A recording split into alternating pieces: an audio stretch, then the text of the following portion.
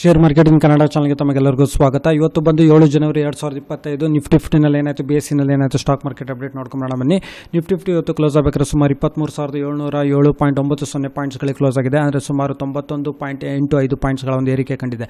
ಹಾಗೆ ಸೆನ್ಸೆಕ್ಸ್ ನೋಡಿದರೆ 234.12 ಪಾಯಿಂಟ್ಸ್ಗಳ ಒಂದು ಏರಿಕೆ ಕಂಡು 78,199.11 ಪಾಯಿಂಟ್ಸ್ಗಳಿಗೆ ಇವತ್ತು ಕ್ಲೋಸ್ ಆಗಿದೆ.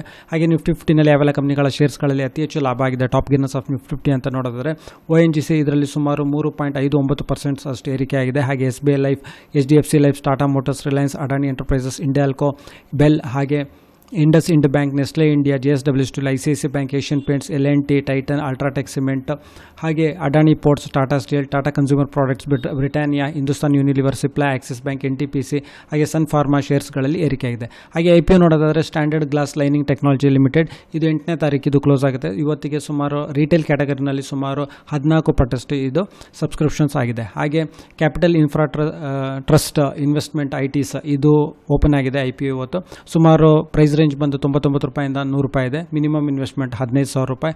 ಇದು ಕ್ಲೋಸ್ ಆಗೋದು 9 ಜನವರಿ 2025. ಹಾಗೆ ಕ್ವಾಡ್ರೆಂಟ್ ಫ್ಯೂಚರ್ ಟೆಕ್ ಲಿಮಿಟೆಡ್ ಇದು ಪ್ರೈಸ್ ರೇಂಜ್ ಬಂದು 275 ರೂಪಾಯಿಂದ 290 ರೂಪಾಯಿ. Minimum investment 13,750. ಇದು ಬಂದು 9ನೇ ತಾರೀಕು ಕ್ಲೋಸ್ ಆಗುತ್ತೆ. ಇದು ರಿಟೇಲ್ ಕ್ಯಾಟಗರಿಯಲ್ಲಿ ಸುಮಾರು 2 ಲಕ್ಷದ ತನಕ ಮ್ಯಾಕ್ಸಿಮಮ್ ಇನ್ವೆಸ್ಟ್ಮೆಂಟ್ ಮಾಡ್ಬೋದು. ಹಾಗೆ Delta Auto Corp Limited SME IPO ಇದು ಪ್ರೈಸ್ ರೇಂಜ್ ಬಂದು 123 ರೂಪಾಯಿಂದ 130 ರೂಪಾಯಿ. ಹಾಗೆ ಮಿನಿಮಮ್ ಇನ್ವೆಸ್ಟ್ಮೆಂಟ್ 1,23,000 ರೂಪಾಯಿ ಕೇಳ್ತಾ ಇದ್ದಾರೆ.